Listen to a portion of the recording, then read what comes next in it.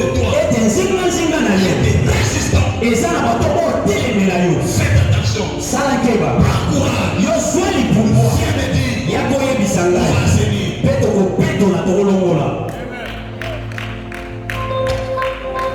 Quelqu'un qui n'a pas le courage de choisir ses amis, mon Dieu, il va pas tomber.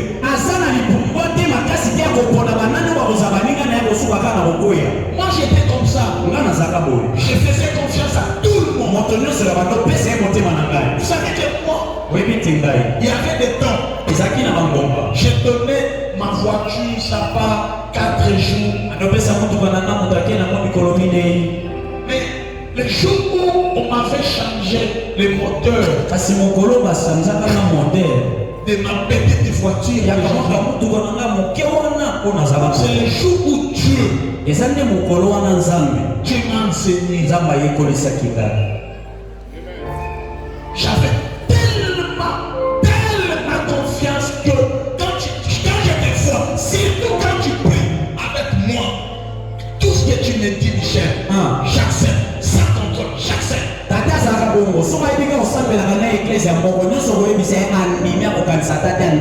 Dans la plupart des choses, si quelqu'un vient me voir et que ma femme m'interdit de donner, j'échoue. Ok. J'échoue. Et la plupart des frères qui ont dit, donne-moi $5, je te remettrai, donne-moi 2000, je te remettrai. La plupart de ces gens, ils ne se sont jamais retournés pour me, ne fût-ce que s'expliquer.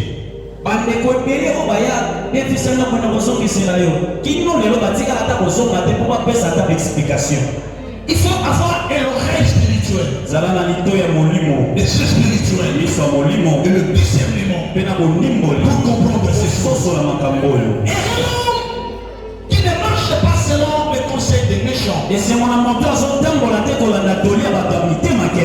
ne s'arrête pas sur les voies de péché,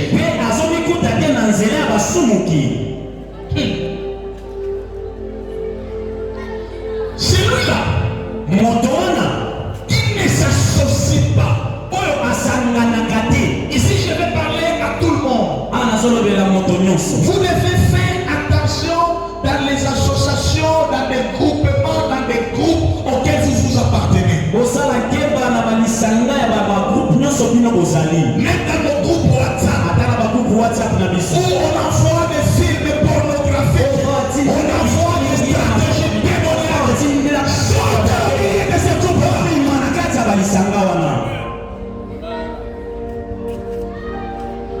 Il ne s'assit pas avec les moqueurs. À notre terme, donc Dieu n'est pas que son enfant puisse se mélanger avec des moqueurs. Pourquoi? Parce qu'un moqueur, c'est celui qui trouve toujours une excuse, une bonne excuse pour injurier l'autre. Attendez qu'il se fasse à comme il a teinture, il a bien boyé. Mais quand un moqueur le regarde,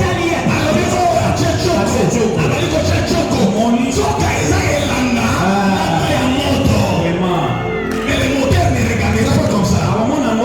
Mais tu connais Boga.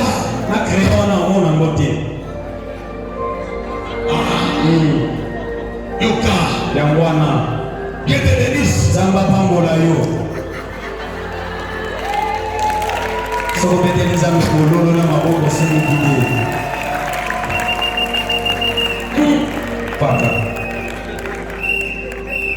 Mais le moqueur, il dira Nayabaka que c'est face à monsieur qui est noir.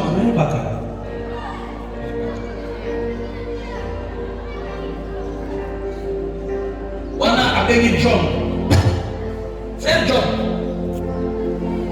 Yo mikolo bena na comprendre le yo komi so lati wana so chola ile so lati pantalon ya rouge na ketchup pembe au monde na lokola yo azo chola muninga c'est ça mon cœur.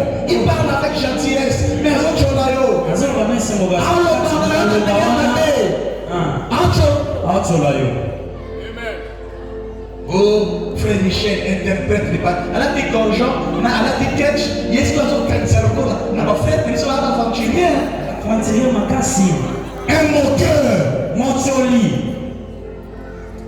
Une bonne façon de faire des choses, c'est de lui acheter ce que toi tu veux qu'il mette. Tu lui donnes. Comme ça, il va acheter ça. Mais quand tu as la scène de repère rien, tu deviens mon cœur. Ah, mon cœur n'interrompt pas le royaume de Dieu. Qu'est-ce que j'ai dit, je suis en train de dire, le moteur n'interrompt pas dans le royaume de Dieu. Mais mon cœur, chaque jour, il se moque des autres. Mais je suis comme un sécaillé. Autant la sécaille, mais il est à cause de réagir. Dans nos familles, ils sont nombreux. Ils se moquent des autres. Mais moindre rêve. Toute la famille sera malade. Tu sais combien de familles aujourd'hui ne se parlent pas à cause de mon cœur? Quand le moteur passe à la maison, change de stratégie. Commence à louer. Commence à lire la Bible. Si tu ne peux pas le faire, dis que je sors. Ne s'assois pas avec le moteur. Il va t'emballer. Le moteur va s'arrêter sur la kitoko. Il y a un lengi.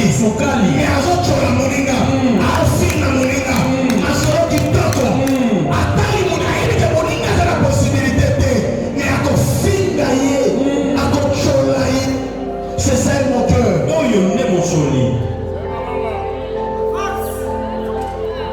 Un moteur. Mon joli. Il trouve toujours des excuses.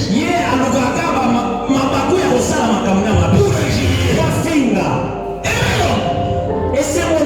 C'est difficile, hein? Mais l'église doit arriver à ça. C'est difficile. Mais on doit arriver à ça. Il dit, lui ne s'assit pas avec le moqueur. Mais il trouve quoi? Il trouve plaisir dans la loi de l'éternel. Dans notre éternel. Quand il évite le moqueur, c'est seul refuge. C'est la parole de Dieu. Là où il va méditer la parole de Dieu. Là où il va lire la parole de Dieu. La Bible déclare que c'est le livre de la loi.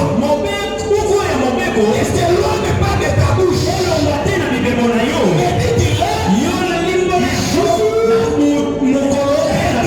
Et tu vivras, tu resteras dans toute ta vie. Méditer, c'est quoi? Vous voyez méditer? C'est différent de lire. Là, j'ai lu la parole. Mais quand est-ce que ça devient méditation? Quand je sors ici, j'ai ça. J'arrive chez moi. J'ai ça. Je vais au travail. J'ai ça. Je vais dormir. J'ai ça.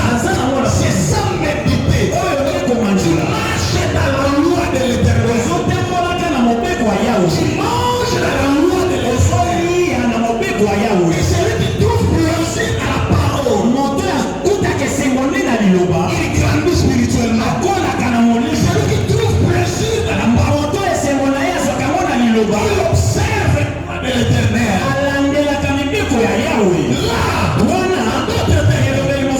Un bon chrétien, c'est celui qui vient à l'église. Un bon chrétien, c'est celui qui trouve plaisir d'être à l'église. À l'église, on parlera de Dieu. On parlera de ces choses. Laissez le péché. Laissez Jésus. À l'église, on va prier.